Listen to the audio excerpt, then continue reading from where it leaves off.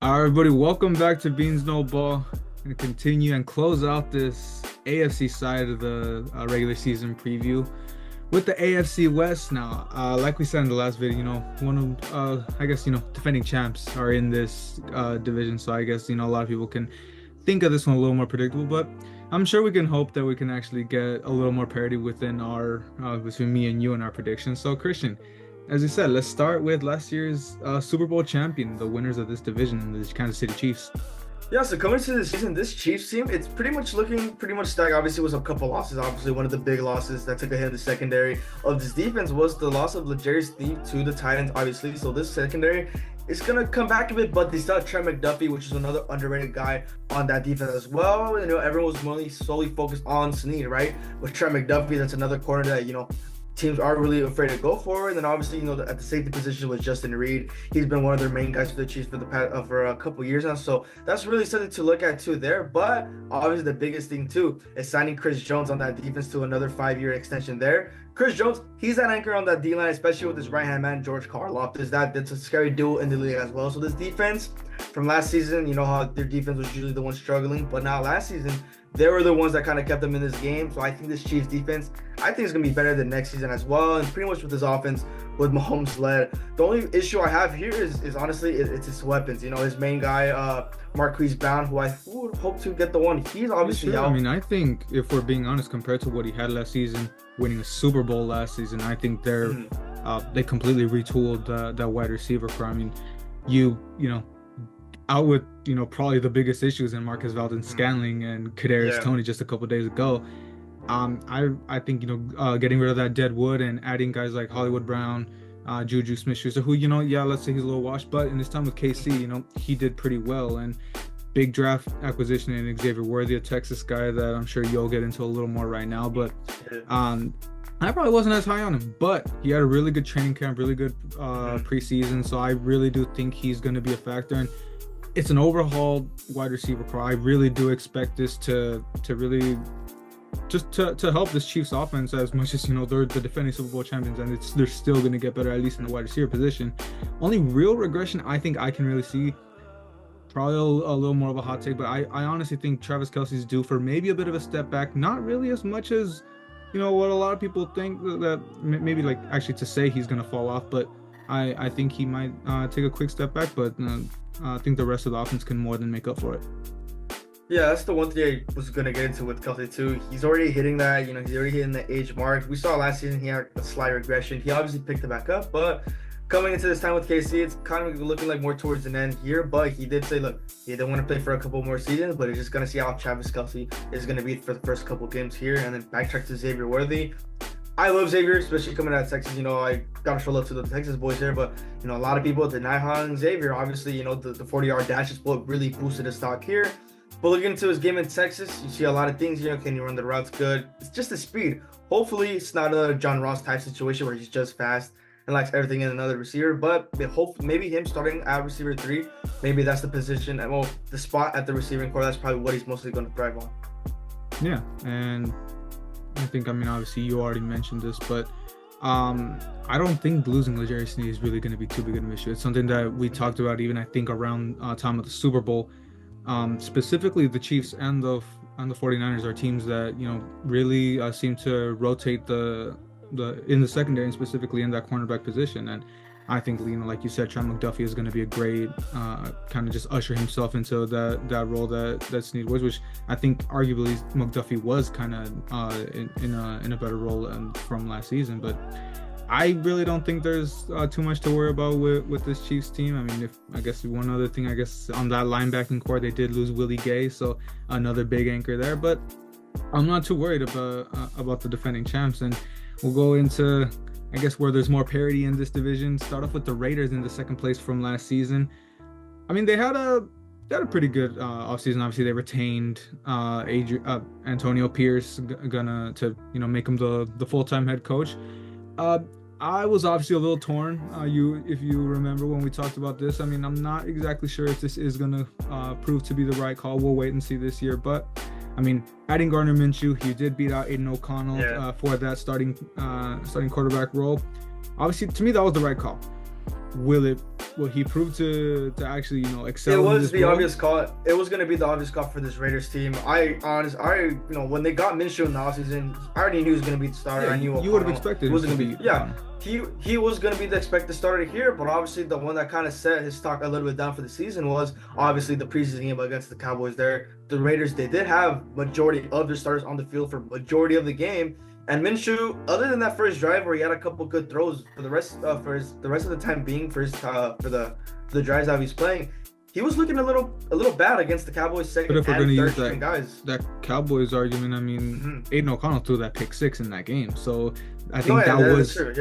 Yeah, and that was, I think a lot of people were saying that was probably a big reason why I think it was pretty soon after that game Gardner Minshew wasn't officially made the starter. Yeah, well, they both played pretty unwell, especially when Aiden came into the game. I know they had their third string quarterback.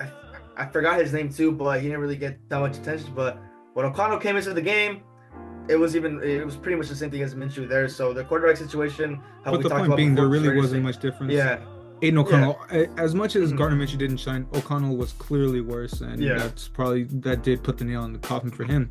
But I think, there's the stuff we could talk about offensively. I guess, one thing, losing Josh Jacobs was a pretty big piece, and I guess Alexander Madison's his replacement. So we'll see what we see there. I'm more excited about Zamir White. Something I was telling you when we were getting ready for the fantasy. He should be the one going into this. So yeah. I mean, I'm very intrigued by him, and I expect him to have a pretty decent year. But on the defensive side of the ball is what I'm more focused on with the Raiders, and adding Christian Wilkins is going to be huge. I think this defense is really going to take a step up. To pair him with Max Crosby, it's going to look good. It's just, can the offense keep up? Yeah, exactly. There's a lot of teams in this league where pretty much flip-flops, where there's going to be the defense is going to support, the offense is going to support. But honestly, with this Raiders defense, I'm pretty high on this Raiders defense, especially with the acquisition of Christian Wilkins here. But again, looking at this offense, specifically the quarterback situation, it's going to be the story for the Raiders. Is Gardner Minshew going to be able to keep up? Sure, he was able to kind of keep the Colts in the playoff race last season there, but just by a little bit. There's a new team now. You're the starter once again, and a lot more pressures on Minshew as well. And if Gardner Minshew doesn't fill out that role, what happens with Devontae? Yeah. Is he gonna request a trade again? Is he probably on his way? I think that's something. Another thing I'm going to expect Adams to probably want to request a trade if the quarterback situation isn't filled out to his needs, or the team in general. Because once Aiden comes in to replace him, it's really not going to be a huge difference. I would expect Aiden to be in that role, but I think it's just going to be another situation like Jimmy last year that, I mean, let's be honest, we're expecting Gardner Minshew, as much as we love him, he's probably due for a regression. Yeah. He's one of those top tier quarterbacks, and it's probably going to start getting to Devontae. Yep. But unfortunately, that's going to be the unfortunate too with Devontae. That was his choice for leaving the Packers for the Raiders there. But enough of that. Moving into the third place team of last year, the Denver Broncos. Now the Broncos, they've had some issues, especially with the whole Russell Wilson situation. Not wanting to give him his full guaranteed money, him not wanting to sit down, and obviously that made a lot of players not want to be with the Broncos. We mentioned it before. For them to sign some free agents, they're going to have to spend a lot of money there. And obviously, once again, looking at this offense here, Bo Nix, he has a starting job, and I think this is going to be another obvious one. I did not think Jared Stidham was going to end up winning this job here, especially at camp and even in the to usher him.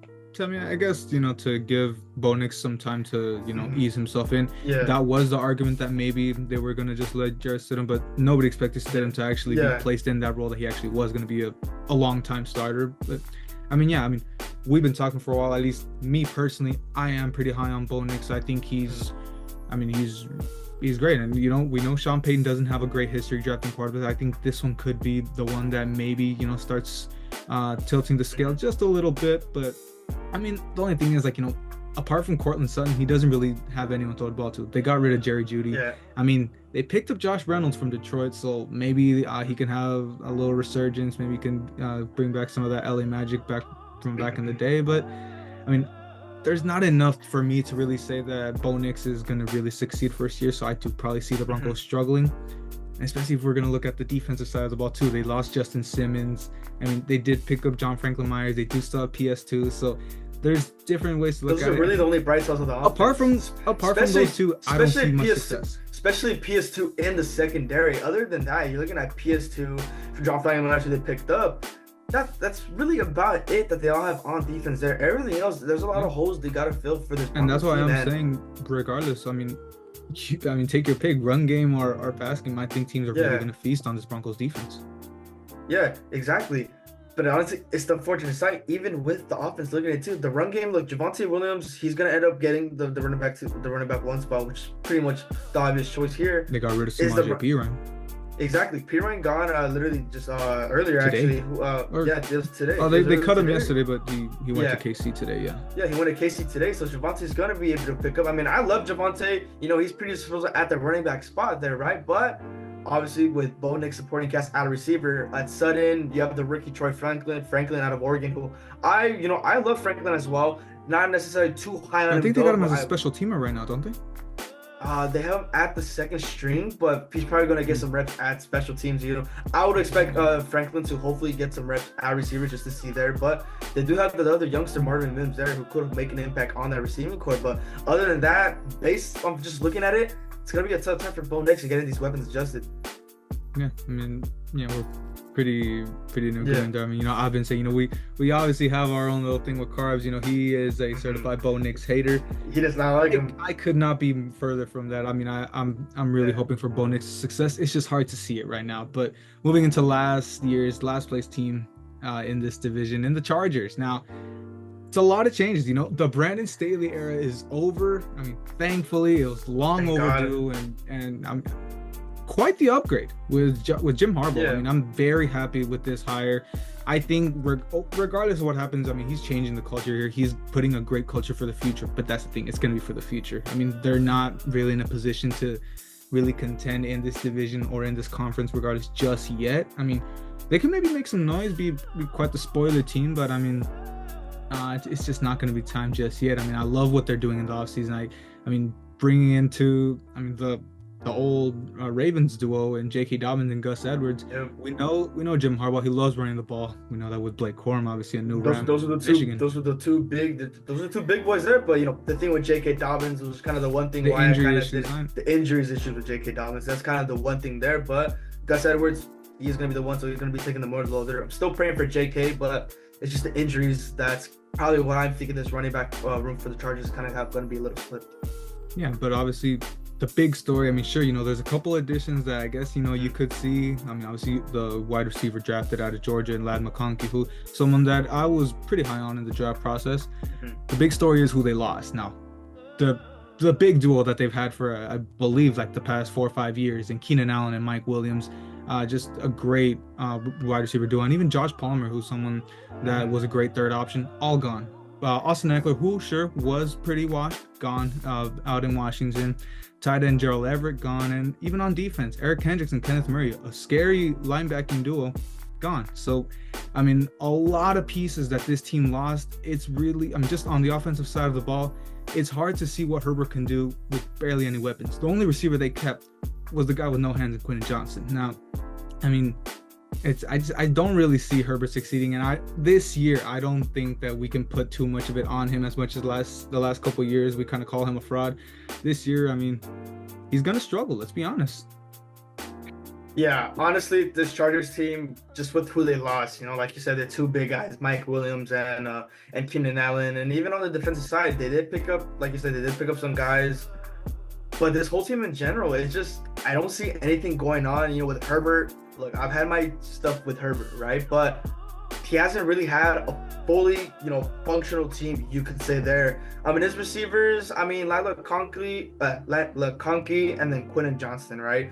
Honestly, any receiver on this Chargers team anyone could honestly take the one spot there. I know Brendan Rice is finally on there. I doubt he's gonna get a lot of action there, to be honest there, but just a lot of things, especially with that O-line. They did pick up Joe Alt at right time. And I was about to get into that. I really like the pick of Joe Alt. I mean, I think that's going to help him a lot. That's going to, he'll be that main anchor. But the rest of the O-line, it is still a little shaky. So, I mean, also, how much time is Herbert going to really have? I mean, if they surprise us, that's great. But, I think they also lost, was it their longtime center or guard that he retired? I forget his name. Someone can correct me. But just, regardless, love the Joe Alt pickup, but rest of the O-line looks like it's going to suffer.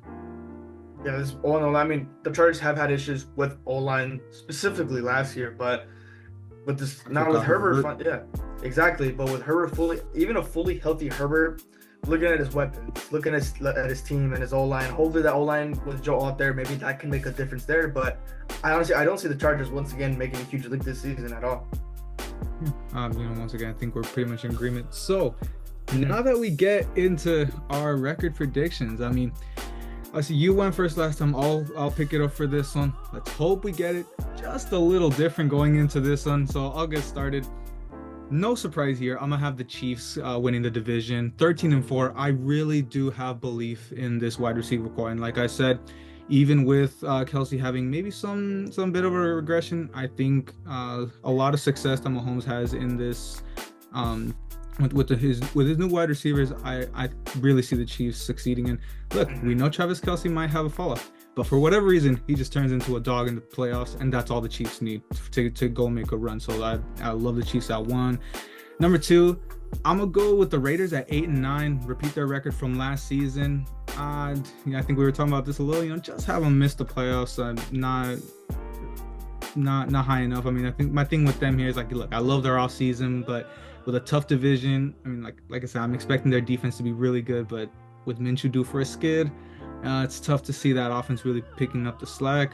Going to 3rd, I got the Chargers at 7-10. I love the culture Jim Harbaugh is bringing. It's just like we said, no weapons for Herbert. It's really hard to see them having much success this year specifically. And in last place, by your reaction, I'm sure we have a lot of similarities, but I have the Broncos at 5-12. Like I said, I'm excited for Bo Nix, but again, tough schedule, tough division. It's really hard to see them succeed, especially no weapons once again for the Broncos. That's crazy, man. Let me just get into mine. So obviously, I got the Chiefs winning division, but I got them going. I have them going 12-6. And this, 12-5. Excuse me. I still got the numbers. I got them going 12-5 here. I still think, once again, it's going to be Mahomes doing all of it. I know you have your hype for the receiving core. I do think the receivers, it's going to have a slight slump coming into the season. Just carry job. Yeah, that's where Mahomes comes into play. With Travis Kelsey, I 100% agree with you. I do think he's going to have a really big leap like that. I still feel, could make some predictions. There's some games, it could be somewhere it starts to show, but picks it right back up. So got the Chiefs going at that. And that's crazy, man, too. We have the exact same alignments. I do have the Raiders next, but I have them going at 7-10. I think the whole quarterback situation, that's what's specifically going to give them this record here. And then looking at that defense as well, with the help that they're really going to get, I don't see the Raiders anything going that far, but specifically the quarterback situation with Minshew, and after that's going to tie line with O'Connell backing them up. I really don't see the Raiders once again. Sure, anyone could call us just because we're Raiders haters, but looking at the main points here, it's the quarterbacks there. And for 3rd place, I have the Chargers. I have them going 6-10. I still think Herbert 6-11 once again. 6-11. Excuse me. I keep getting still getting adjusted with this extra game here, but it's gonna be Herbert and him having no weapons. His receiving core and that defense that really plummeted there. Like you said with Jim Harbaugh, setting up the future, not necessarily going to be this time in play for them to make a run in the AFC West, let alone in the whole AFC in general, how stacked it is. And then I got the Broncos in the bottom of the barrel, but I got them going 4-13.